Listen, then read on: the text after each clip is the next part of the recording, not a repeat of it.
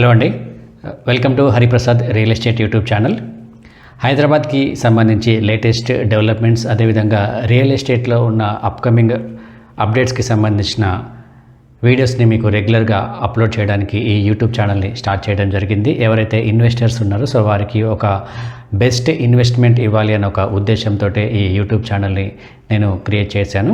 So ఇందులో మనకు ఏంటంటే హైదరాబాద్కి సంబంధించి ఏ ప్లేస్లలో ఇన్వెస్ట్మెంట్ చేస్తే మనకు ఫ్యూచర్లో మంచి అప్రిసియేషన్ వస్తుంది అన్న కోణంలోనే ఈ వీడియోని నేను మీకు డీటెయిల్గా ఎక్స్ప్లెయిన్ చేయడం అనేది జరుగుతుంది.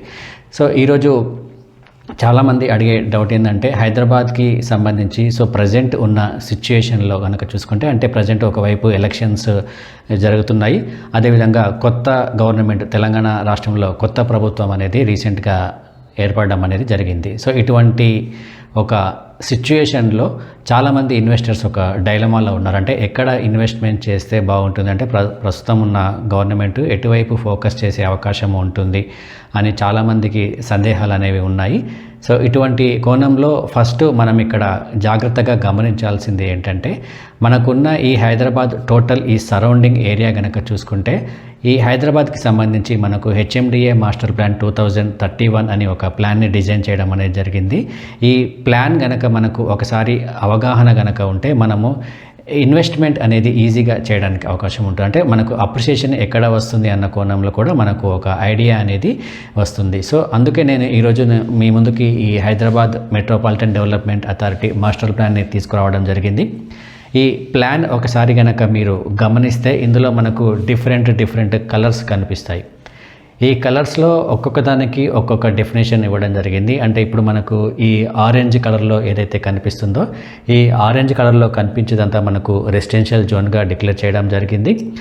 అదేవిధంగా మనకు రెసిడెన్షియల్ జోన్లో R1, R2, R3, R4 అని ఇవ్వడంతో పాటు ఇక్కడ పెరీ అర్బన్ యూజ్ ఏరియా అని కూడా ఇవ్వడం జరిగింది. అంటే ఇక్కడ మనకు గ్రీన్ కలర్లో ఏదైతే ఉందో, లైట్ గ్రీన్ కలర్లో ఉన్నదంతా మనకు పెరీ అర్బన్ ఏరియా కింద ఇవ్వడం జరిగింది.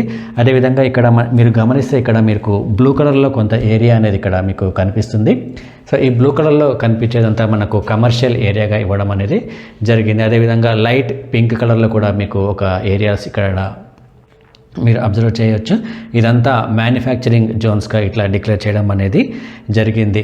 ఇక మనకు కంప్లీట్గా ఇందులో ఈ గ్రీన్ కలర్ ఏదైతే ఉందో, ఆ గ్రీన్ కలర్లో ఎక్కువ వరకు మనకి దాదాపుగా 40% వరకు కన్జర్వేషన్ జోన్గా మనకు ఇవ్వడం అనేది జరిగింది. దాంతోపాటు మనకున్న డిఫరెంట్ అంటే ఫారెస్ట్ ఏరియాస్తో పాటు ఇక్కడ ఉన్న డిఫరెంట్ చెరువులకి సంబంధించి, అదేవిధంగా నాళాలకు సంబంధించి కూడా కంప్లీట్గా ఈ మ్యాప్లో క్లియర్గా ఇవ్వడం అనేది జరిగింది. సో ఒకసారి మీరు ఈ మ్యాప్ను కనుక క్లియర్గా అర్థం చేసుకుంటే ఇన్వెస్ట్మెంట్ అనేది మీకు ఈజీగా ఉంటుంది. అంటే మనం ఎక్కడ ఇన్వెస్ట్మెంట్ చేస్తే బాగుంటుంది అనేది. సో ఒకసారి మీరు ఈ మ్యాప్ను చూస్తే ఇందులో మనకు ఈ పార్ట్ ఏదైతే ఉందో, ఇదంతా మనకు ఔటర్ రింగ్ రోడ్ కిందికి వస్తుంది. అంటే ఇప్పుడు మనకు ఈ పింక్ కలర్లో కనిపించేదంతా ఔటర్ రింగ్ రోడ్ కిందికి రావడం అనేది జరుగుతుంది. ఇందులో మనకి ఔటర్ రింగ్ రోడ్కి ఒకవైపు అంటే 1 కిలోమీటర్ అటువైపు ఇటువైపు దీన్ని స్పెషల్ డెవలప్మెంట్ జోన్గా ఒక గ్రోత్ కారిడార్ లాగా దీన్ని డిక్లేర్ చేయడం అనేది జరిగింది. అండ్ మరొక వైపు ఇక్కడ కనుక మీరు గమనిస్తే ఇదంతా మనకు వైట్ కలర్లో కనిపిస్తుంది. ఇదంతా మనకి వాటర్ హార్వెస్టింగ్ జోన్స్గా డిక్లేర్ చేయడం, అంటే ఈ ఏరియా మొత్తము మనకి 311 జీవో కిందకి రావడం అనేది జరుగుతుంది. సో ఇక మనకు ఇక్కడ హైదరాబాద్కి ఉన్న కనెక్టింగ్ హైవేస్ కనుక ఒకసారి మీరు ఇక్కడ క్లియర్గా గమనిస్తే, ఇటువైపు ముంబై హైవే ఉంటుంది, అదేవిధంగా ఇటువైపు చూసుకుంటే మెదక్ వైపు వెళ్తుంది, ఇటువైపు నాగ్పూర్, కరీంనగర్, అదేవిధంగా వరంగల్, ఇటు విజయవాడ హైవే, ఇటు నాగార్జున సాగర్, ఇటు Srisailam highway and Bengaluru highway and ఇటు పరిగి వైపు వెళ్తుంది. సో టోటల్గా ఈ హైవేస్లో మనము కనుక ఇప్పుడు అంటే గత కొంతకాలంగా ఎక్కువ ఇన్వెస్ట్మెంట్ ఎక్కడ జరిగింది అంటే, ఎక్కువ మనకు ఈ వెస్ట్ వైపు చాలా ఎక్కువగా ఇన్వెస్ట్మెంట్ అనేది రావడం జరిగింది. అంటే కంపెనీస్ కానీ లేకపోతే రెసిడెన్షియల్ పరంగా కానీ ఇక్కడ ఎక్కువ ఇన్వెస్ట్మెంట్ రావడం అనేది జరిగింది. సో దీనికి గల కారణాలు కనుక ఒకసారి మనం గమనిస్తే, ఈ ఓవరాల్గా మీకు ఈ మ్యాప్ ఒకసారి మీరు గమనిస్తే చూడండి ఒకసారి, ఇదంతా మనకు రెసిడెన్షియల్ ఏరియాగా కనిపిస్తుంది. అండ్ ఓవరాల్గా మనకున్న టోటల్ హెచ్ఎండిఏ మాస్టర్ ప్లాన్లో రెసిడెన్షియల్ ఏరియా అనేది ఎక్కువగా మనకు ఈ వెస్ట్ వైపు అంటే ఈ ముంబై హైవే ఇటువైపు మనకు ఎక్కువగా ఈ రెసిడెన్షియల్ ఏరియా అనేది చాలా ఎక్కువగా ఉంది. దాని తర్వాత సెకండ్ ప్లేస్ కనుక ఒకసారి మీరు ఇక్కడ గమనిస్తే ఇదంతా మనకు ఈ పార్ట్ అంటే బెంగళూరు హైవేకి చూడండి ఒకసారి, ఇక్కడ మనకు రెసిడెన్షియల్ ఏరియా ఎక్కువగా కనిపిస్తుంది. సో దాని తర్వాత మనకు రెసిడెన్షియల్ ఏరియా పరంగా కనుక మనం ఒకసారి ఇక్కడ గమనిస్తే ఇటువైపు ఎక్కువగా ఉంటుంది, అంటే టువర్డ్స్ వరంగల్ హైవేలో రెసిడెన్షియల్ ఏరియా అనేది ఎక్కువగా కనిపిస్తుంది. దాని తర్వాత ఇటు విజయవాడ హైవే అండ్ ఇటు నాగార్జున సాగర్ హైవేలో కొంచెం వరకు రెసిడెన్షియల్ ఏరియా అనేది ఇక్కడ ఉంది. అంటే ఇక్కడ మనకు ఈ మ్యాప్ చూస్తే ఒక ఐడియా అనేది ఉంటుంది. అంటే రెసిడెన్షియల్ ఏరియా ఎక్కడ డెవలప్మెంట్ అయిందంటే ఎక్కడ ల్యాండ్ అవైలబిలిటీ ఎక్కువగా ఉందో అక్కడనే ఎక్కువగా డెవలప్మెంట్ అనేది రావడం జరిగింది. సో ఇక్కడ వెస్ట్ వైపు ఇదంతా మనకు ఆల్రెడీ డెవలప్మెంట్ అయిపోయిన ఏరియా. అంటే ఇక్కడ మీరు ఎక్కడ చూసుకున్నా కానీ ఇప్పుడు అప్ టు సంగారెడ్డి వరకు కూడా మనకి గజం వచ్చేసి 40,000 రూపాయలుకి రీచ్ అవ్వడం అనేది జరిగింది. సో ఇక్కడ అండ్ ఇటువైపు ఇటు పటాన్ చెరువు అని ఇటువైపు ఎక్కడ చూసుకున్నా కానీ 40,000, 50,000, 60,000, ₹1,00,000 గజం కూడా ఈ ఏరియాలో ఉంది. అండ్ ఇటువైపు చూసుకుంటే మనకు ఈ సరౌండింగ్ ఏరియాలో అంటే బెంగళూరు హైవేలో కనుక చూసుకుంటే నెక్స్ట్ ప్రయారిటీ బెంగళూరు హైవేకి ఇవ్వడం అనేది జరుగుతుంది. అంటే ఫస్ట్ ఆల్రెడీ ఇక్కడ ఇన్వెస్ట్మెంట్ అనేది కంప్లీట్గా ఒక స్టేజ్కి రావడం అనేది జరిగింది. సో దీని తర్వాత మనకు బెంగళూరు హైవే, ఈ బెంగళూరు హైవేలో కూడా మనకి అప్ టు మనకి షాద్నగర్ వరకు రెసిడెన్షియల్ ఏరియాగా మనకి ఇక్కడ ఇవ్వడం అనేది జరిగింది. సో దాంతోపాటు నెక్స్ట్ మనకి ఎక్కువగా ఇన్వెస్ట్మెంట్ ఎక్కడెక్కడ జరుగుతుందంటే ఇటు టువర్డ్స్ విజయవాడ హైవేలో కూడా ఇన్వెస్ట్మెంట్ చేయడం అనేది జరిగింది. దాని తర్వాత వరంగల్ హైవేలో కూడా ఎక్కువ మంది అంటే లాస్ట్ ఒక 10 years 15 years టైం పీరియడ్ కనుక చూసుకుంటే ఎక్కువ ఇన్వెస్ట్మెంట్స్ అనేవి ఈ ప్రాంతాల్లోనే జరిగాయి మీరు గమనిస్తే. అండ్ ఇక్కడ మనకి ఈ బెంగళూరు హైవేలో ఈ శంషాబాద్ ఎయిర్పోర్ట్ ఎప్పుడైతే వచ్చిందో ఈ శంషాబాద్ ఎయిర్పోర్ట్ వచ్చిన తర్వాత ఇటువైపు చాలామంది ఇక్కడ ఇన్వెస్ట్మెంట్ చేశారు ఈ బెంగళూరు హైవే వైపు. అండ్ ఇటు నెక్స్ట్ మనకి రెసిడెన్షియల్ ఏరియా పరంగా చూసుకుంటే విజయవాడ హైవే అండ్ ఇటు వరంగల్ హైవే. సో ఈ హైవేలో కూడా మనకు రెసిడెన్షియల్ ఏరియా అనేది ఉంది. సో ఇప్పుడు మనకి యాజ్ ఏ ఇన్వెస్టర్గా మనకు ఒక డౌట్ అనేది వస్తుంది. అంటే మనకు ప్రైస్ పరంగా బడ్జెట్ పరంగా కనుక చూసుకుంటే మనకు ఇప్పుడు అవైలబుల్గా ఉన్న ఏరియాస్ ఒకసారి మనం గమనిస్తే ఇటు బెంగళూరు హైవేలో మనకి రీజనబుల్ ప్రైస్లో మనకి ఇక్కడ ల్యాండ్ అవైలబిలిటీ అనేది దొరుకుతుంది. దాని తర్వాత ఇటు విజయవాడ హైవేలో కూడా మనకు రీజనబుల్ ప్రైస్లో మనకి ల్యాండ్ అవైలబిలిటీ అనేది దొరుకుతుంది. దాని తర్వాత ఇటు వరంగల్ హైవే ఇటు శ్రీశైలం హైవే. సో ఇక్కడ ఈ సరౌండింగ్ ఏరియాస్లో కనుక చూసుకుంటే అంటే రీజనబుల్ ప్రైస్లో అంటే మనకు డిటిసిపి అప్రూవ్డ్ లేఅవుట్ అయితే 11,000, 12,000 సో ఈ ప్రైస్లో మనకి అవైలబుల్గా ఉంటుంది.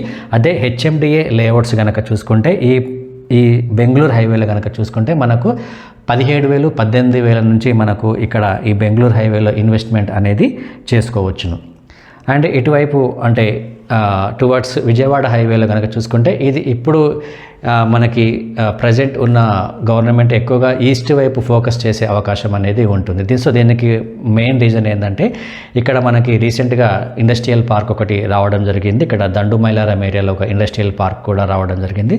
దాంతోపాటు ఇక్కడ గవర్నమెంట్ ల్యాండ్స్ అనేవి చాలా ఎక్కువగా అవైలబుల్గా ఉన్నాయి కాబట్టి ఇండస్ట్రీస్ ఇక్కడ ఎక్కువ ఫ్యూచర్లో పెట్టడానికి స్కోప్ అనేది ఉంటుంది. సో ఇక్కడ అంటే ఇప్పుడు ఉన్న సిచ్యుయేషన్ ప్రకారం కనుక చూసుకుంటే ఈ సరౌండింగ్లో కనుక చూసుకుంటే మనకు 15,000 ఆ రేంజ్లో 15,000 నుంచి ఆ రేంజ్లో మనకి ఇక్కడ ఈ హెచ్ఎండిఏ లేఅవుట్స్ అంటే హెచ్ఎండిఏ పర్మిషన్ ఉన్న లేఅవుట్స్లో మనం ఇన్వెస్ట్మెంట్ చేయడానికి ఇక్కడ అవకాశం అనేది ఉంటుంది. సో ఈ హైవేస్లో కనుక మీరు ఇన్వెస్ట్మెంట్ చేస్తే ఫ్యూచర్లో మంచి అప్రిషియేషన్ కూడా వచ్చే అవకాశం కూడా ఉంటుంది. దాని తర్వాత నెక్స్ట్ మీరు ఇటు వరంగల్ హైవేలో కూడా ఇన్వెస్ట్మెంట్ చేయొచ్చు. ఇక్కడ కూడా మనకు రీజనబుల్ ప్రైస్లో మనకు అవైలబుల్గా ఉంటాయి. సో హెచ్ఎండిఏ అప్రూవల్తో ఉన్నవి ఇక్కడ మనకు అవైలబుల్గా ఉంటాయి. ఇటు సాగర్ హైవేలో మనకు ల్యాండ్ అవైలబిలిటీ చాలా తక్కువగా ఉంటుందండి. ఎక్కువగా మనకి ఇక్కడ కన్జర్వేషన్ జోన్ అదేవిధంగా ఫారెస్ట్ ల్యాండ్ చాలా ఎక్కువగా అవైలబుల్గా ఉంది కాబట్టి ఇక్కడ మనకు కేవలం ఇబ్రహీంపట్నం దాని తర్వాత కొంచెం వరకు ఇటు యాచారం ఈ సరౌండింగ్ ఏరియాలో కొద్ది వరకు ల్యాండ్ అవైలబిలిటీ అనేది మనకు ఇక్కడ ఉంటుంది కాబట్టి సో ఈ హైవేలో కూడా మనకు రీజనబుల్ ప్రైస్లో మనకు ల్యాండ్ మనకు దొరికే అవకాశం అనేది ఉంటుంది. అంటే మనకు ఉన్న బడ్జెట్లో ప్రకారం చూసుకుంటే 18 హెచ్ఎండిఏ లిమిట్స్లో అయితే మినిమం బేసిక్ 18,000, 19,000 నుంచి హెచ్ఎండిఏ లిమిట్స్లో మనకు ప్లాట్ అనేది అవైలబుల్గా ఉంటుంది. అండ్ మనకి హైవేని బట్టి 15,000 నుంచి కూడా మనకి ఇక్కడ అవైలబుల్గా ఉండడం అనేది జరుగుతుంది, విజయవాడ హైవేలో కనుక చూసుకుంటే. సో ఒకసారి మీరు ఇన్వెస్ట్మెంట్ చేసే ముందు ఈ కంప్లీట్గా ఈ మ్యాప్ని కనుక మీరు దృష్టిలో పెట్టుకొని ఇన్వెస్ట్మెంట్ చేస్తే మీ ఇన్వెస్ట్మెంట్ అనేది సేఫ్ అండ్ సెక్యూర్డ్ మరియు అప్రిషియబుల్గా ఉండడం అనేది జరుగుతుంది. సో ఇదండి టోటల్గా మనకు ఈ హెచ్ఎండిఏ మాస్టర్ ప్లాన్కి సంబంధించిన టోటల్ ఒక అండర్స్టాండింగ్. సో యాజ్ ఎ ఇన్వెస్టర్గా మీకు అవగాహన ఉండాలి అనే ఒక ఉద్దేశంతో ఈ వీడియోని మీకు ఇక్కడ కంప్లీట్గా ప్రొవైడ్ చేయడం అనేది జరుగుతుంది. సో దాని తర్వాత మనకు అంటే హైవే పరంగా అంటే నెక్స్ట్ వీడియోస్లో ప్రతి ఒక్క హైవేని హైలైట్ చేస్తూ అక్కడ ఉన్న ఫెసిలిటీస్ ఏంటి, అక్కడ ఉన్న ఇండస్ట్రీస్ ఏంటి, సో ఈ ప్లాన్ ఆధారంగా ఎక్కడ ఏ జోన్లో ఇన్వెస్ట్మెంట్ చేయాలి అనేది కంప్లీట్గా ప్రతి హైవే పరంగా కూడా అండ్ ప్రతి జోన్ పరంగా కూడా నేను మీకు వీడియోస్ని రెగ్యులర్గా అప్లోడ్ చేయడం అనేది జరుగుతుంది. సో ఇది అండి ఈరోజు దీనికి సంబంధించిన డీటెయిల్స్. సో థ్యాంక్ యూ అండి, thank you, wish you all the best. ఈ వీడియో కనుక మీకు నచ్చినట్లయితే లైక్ చేయండి, అదేవిధంగా షేర్ చేయండి, సబ్స్క్రైబ్ చేయండి. So thank you.